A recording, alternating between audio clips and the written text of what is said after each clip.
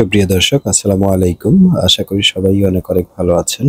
আজকে আমি আপনাদেরকে নিয়ে এসেছি লালবাগ কেল্লাতে, যেটি ঢাকার পুরান ঢাকাতে অবস্থিত।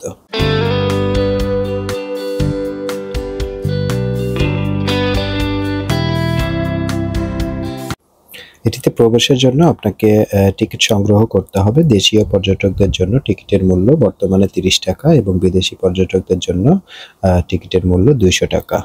মাধ্যমিক পড়ুয়া ছাত্র বা ছাত্রীদের জন্য টিকিটের মূল্য 10 টাকা এবং 10 বছরের নিচে যারা রয়েছে তাদের জন্য সম্পূর্ণ ফ্রিতে ঢোকার ব্যবস্থা রয়েছে। ভিতরে ঢোকার জন্য 3টি গেট থাকলে বর্তমান 2টি গেট ব্যবহার করা হয়। একটি দিয়ে ভিতরে ঢোকা এবং অন্যটি দিয়ে বাহিরের জন্য ব্যবহার করা হয়।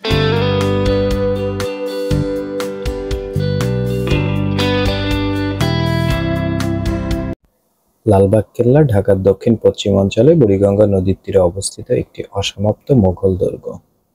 এটি নির্মাণ কাজ শুরু হয়েছিল 1678 সালে মোগল সুবেদার মোহাম্মদ আজম শাহ কর্তৃক, যিনি ছিলেন সম্রাট আওরঙ্গজেবের পুত্র এবং পরবর্তীতে নিজেও সম্রাট পদপ্রাপ্ত হয়েছিলেন। লালবাগ কেল্লার 3টি স্থাপনার মধ্যে অন্যতম এটি পরিবেবীর সমাধি। শায়েস্তা খান তার কন্যার স্মরণে এই মনোমুগ্ধকর মাজারটি নির্মাণ করেন। আসলে লালবাগ কেল্লা বলতে যে ছবিটি বেশি পরিচিত সেটি মূলত পরিবেবীর সমাধি। 1684 সালে পরিবেবীর অকাল মৃত্যুর পর তাকে নির্মাণাধীন লালবাগ কেল্লার অভ্যন্তরে সমাহিত করা হয়। তার সমাধিস্থলে চিহ্নিত করে পরিবেবীর মাজার নির্মিত করা হয়।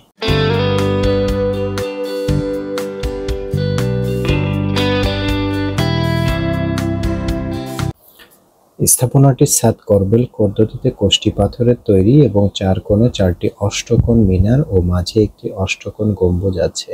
মূল সমাধিসৌধের কেন্দ্রীয় কক্ষের উপরে এই গম্বুজটি একসময় স্বর্ণখচিত ছিল, পরবর্তীতে পিতলের বা তামার তার দিয়ে পুরো গম্বুজটিকে মুড়িয়ে দেওয়া হয়েছে।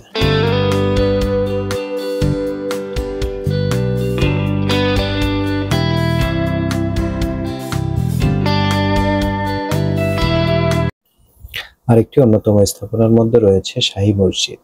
সম্রাট আওরঙ্গজেবের 3য় পুত্র শাহজাদা আজম বাংলার সুবাদার থাকাকালীন 3 গম্বুজওয়ালা দুর্গ মসজিদ নির্মাণ করেছিলেন 1678 থেকে 79 খ্রিস্টাব্দে। 3 গম্বুজ বিশিষ্ট মসজিদ দিয়ে এদেশের প্রচলিত মোগল মসজিদের একটি আদর্শ উদাহরণ। বর্তমানে মসজিদটি মুসল্লিদের নামাজের জন্য ব্যবহৃত হয়ে আসছে।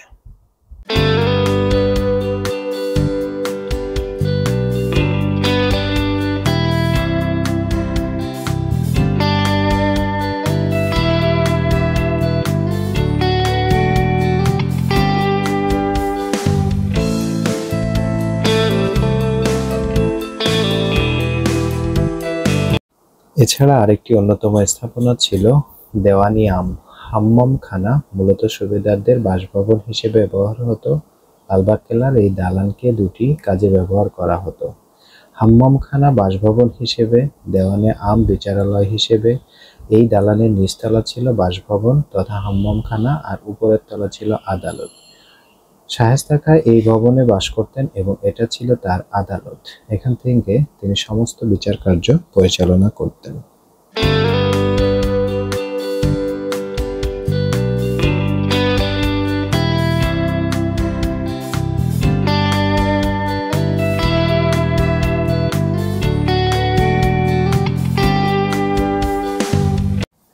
হাম্মামখানার পূর্ব দিকেই এই পানির ট্যাঙ্কটি অবস্থিত।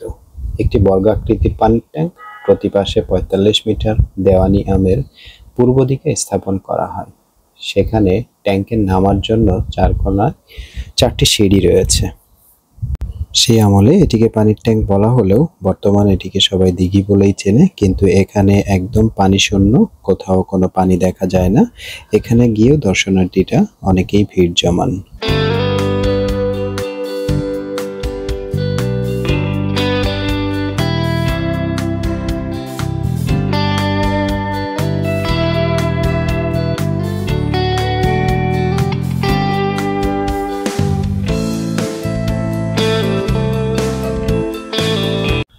অসমাপ্ত এই মুঘল দুর্গ স্থাপনা বর্তমান জাদুঘর ও ঐতিহাসিক একটি নিদর্শন হিসেবে রয়েছে।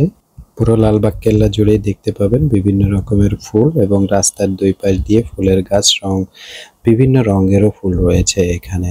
এবং সবুজের সমাহার।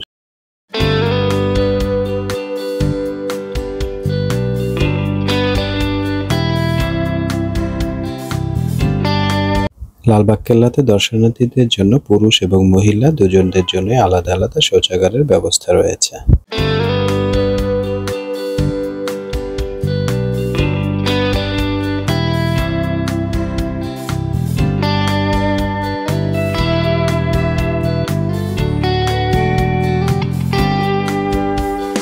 পুরো লালবাগ কেল্লা জুড়ে রয়েছে অনেকগুলো মাঠ, যেখানে দর্শনার্থীরা এসে বসে আড্ডা দিতে পারে। বন্ধু বান্ধব সকলেই মিলে আড্ডা দেয় পরিবার সহ এসে, এবং ছোট ছোট বাচ্চারা ছোটাছুটি করে, খেলাধুলা করার জন্য পর্যাপ্ত পরিমাণে সুযোগ সুবিধা রয়েছে এখানে।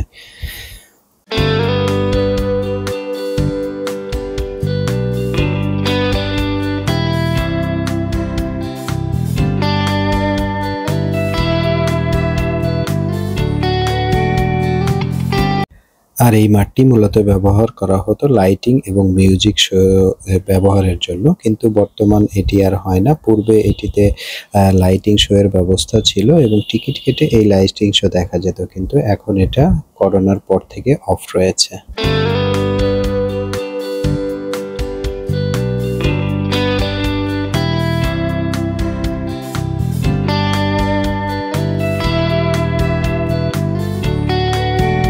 লালবাগ কেল্লা প্রতিদিন সকাল 10টা থেকে সন্ধ্যা 6টা পর্যন্ত ওপেন থাকে। রবিবার সাপ্তাহিক ছুটি এবং সোমবার অর্ধবেলা খোলা থাকে।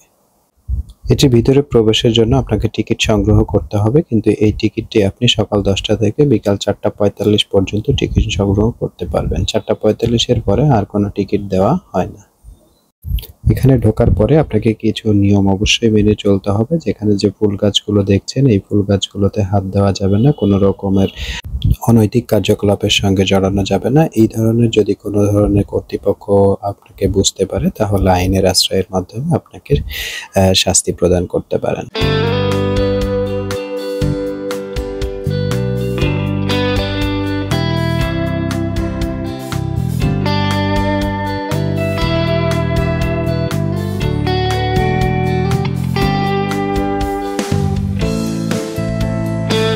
সুপ্রিয় দর্শক, ভিডিওটি কেমন লেগেছে কমেন্টের মাধ্যমে জানাতে পারেন। দেখা হবে অন্য কোনো ভিডিওতে। আজ এই পর্যন্তই। সে পর্যন্ত সবাই ভালো থাকুন, সুস্থ থাকুন। সবার জন্য শুভকামনা রইল। আল্লাহ হাফেজ।